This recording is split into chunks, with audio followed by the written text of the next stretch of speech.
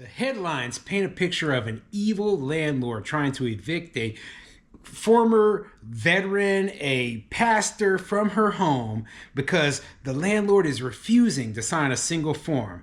But the truth of the story has to do with a tenant who isn't paying rent and then trying to force down a government assistance program that will make it impossible for that landlord to evict. I'm Tony, and this is Real Estate Investing and Landlord News.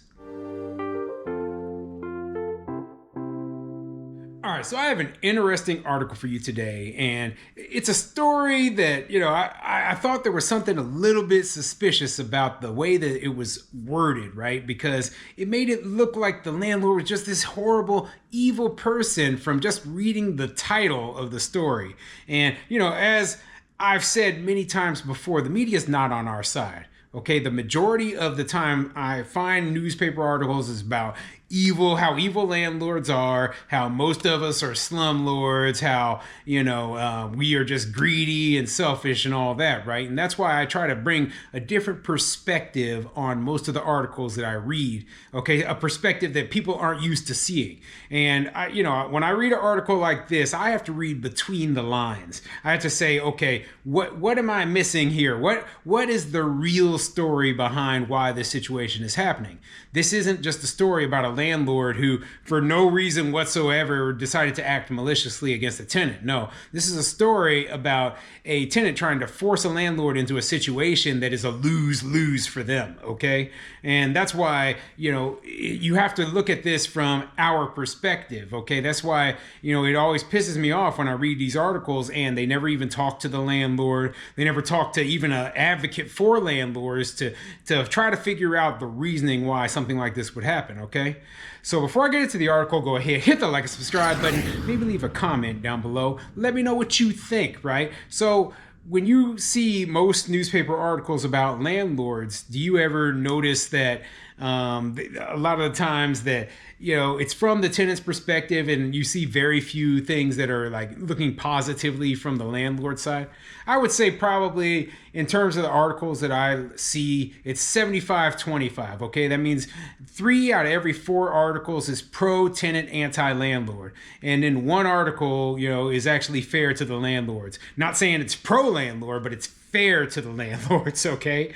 Which means that they at least try to see things from our perspective. But, then once you get into the articles and you start to read even the pro-tenant articles, you find out that 9 times out of 10, it isn't that the landlord was being bad or evil, right? It's just that they're leaving out the details of why the landlord acted the way they did, okay? So anyway, let me get into this article. It's interesting, and I'm going to tell you, like I said, this is written from the perspective of landlords suck, landlords are stupid, right? And I'm going to just tell you what my opinion of each part of it is as I go through it. So this article is coming from themessenger.com, and it says, Florida Army veteran pastor faces eviction because a landlord refuses to sign a single form. Report. Okay. And I wonder what form that is. Why would the landlord choose not to sign the form? Man, they must be evil. They must be evil, right? No. Let's get into these details. A Florida woman and pastor who served in the U.S. Army is now at the mercy of her landlord, who refuses to sign a form that would enable an anti-homelessness organization to contribute to her rent and prevent her from being evicted from her home, according to a report. First Coast News reported that Monica Hooks, in order to stay at her Jacksonville, Florida apartment, needs her landlord to sign a form provided by the Department of Housing and Urban Development detailing certain housing protections for victims of domestic violence and sexual assault. So, a couple of things in those first couple of paragraphs right there, right? So, this lady, right, she already lives in this apartment, right? This isn't the story about a person who was trying to find housing and, they don't want to take this housing assistance. This is a person who somehow was previously able to pay their rent, and then now they are unable to pay their rent without getting government assistance, right? And so the landlord doesn't want to accept the terms in order to get that government assistance. And that's what this is really about. It isn't because this landlord is evil, right? It is the reason that the terms that the government is telling this landlord that they must abide by, they're too much. They're too much.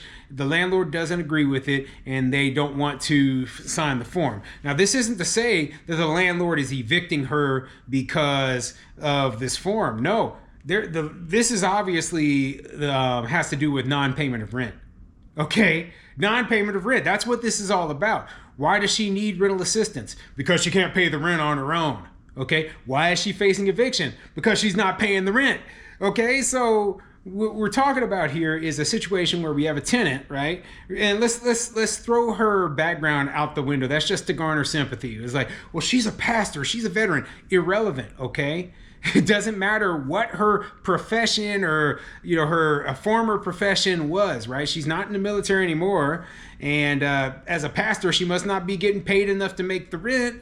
So let's, just throw those things out the window and just say, hey, she is living in a place that she cannot afford to live in. So therefore she needs housing assistance. And in order to get that housing assistance, right, because she can't make the rent on her own, then the landlord has to fill out this form so that HUD, the Housing and Urban Development Department, will pay her rent for her. And the only way that the landlord can get that money for her is by signing a form that says that you got to comply with these rules. And let's go over those rules, right? Because they go over that here in the next couple of paragraphs.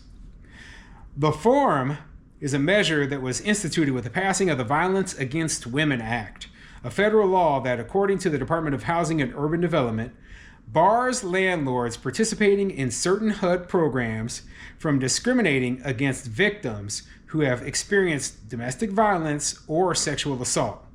Tenants covered under this act cannot be evicted or denied housing on the basis of their abuse. According to First Coast News, the form Hooks needs her landlord to sign is HUD 91067, a lease addendum that adds 4 additional sections to her lease. So basically, the landlord has to add an addendum to their lease that makes, basically you have to throw your original lease out and then use this government lease, right? And inside this lease, it says that you cannot evict this person based upon their abuse or whatever, right? So going off into the future, right, this tenant basically would not be able to be evicted. That's the way I'm reading it, okay? You would not be able to evict this tenant. Or she could say, well, she could come back and go to the judge and be like, hey, no, I'm a victim of domestic violence. And the landlord agreed, they filled out the form and they took all the money from the government and said that I could never be evicted. Well, screw that, okay? I don't want to do that. You know what? I'm not doing that. That's complete garbage, okay? This is ridiculous to throw this kind of thing onto a landlord. And then be mad at them that they don't want to accept it. Well, you're asking too much. You're asking too much. The landlord never asked to participate in that program in the first place. When you moved in, you weren't under this program. Okay, that wasn't your source of income. And you know what? I have no problem with it, because in places where there is no law against saying I don't want to accept this source of rental payment, then the landlord's doing nothing illegal.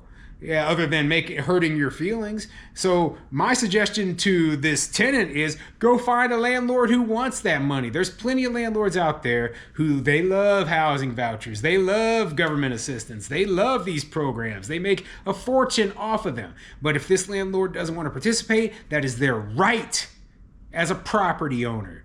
And they can deny you all day, all night.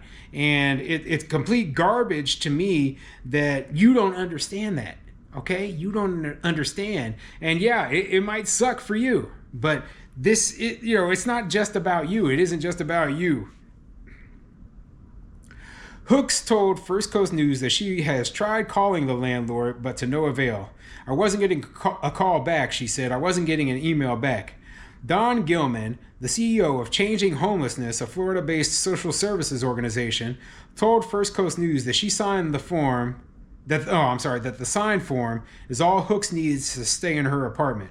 Hooks receives financial support from Changing Homelessness to pay for a portion of her rent, but without the form, they can't contribute to the payment. So, this sounds like a homelessness organization, and, it just, to me, right, landlords not wanting to participate in these sort of programs, it's their right to do so. And, like my concern would always be, well, what happens if, something goes wrong with this program and, the tenant, I'm no longer getting paid by the program, and I want to get rid of this tenant, but I can't. That's what I would be worried about. I can't get rid of them because they're protected under the lease that the government forced me to sign in order to get the money. And now I've got this bad tenant in there who I can't evict. And I don't know what the reasoning is that the landlord chose not to participate. Doesn't matter. Doesn't matter. Whatever the reason was, that's their right. Okay, so anyway, let me know what you think of this whole situation down in the comments section, and I'll put a link to the description, or a link to the article in the description down below.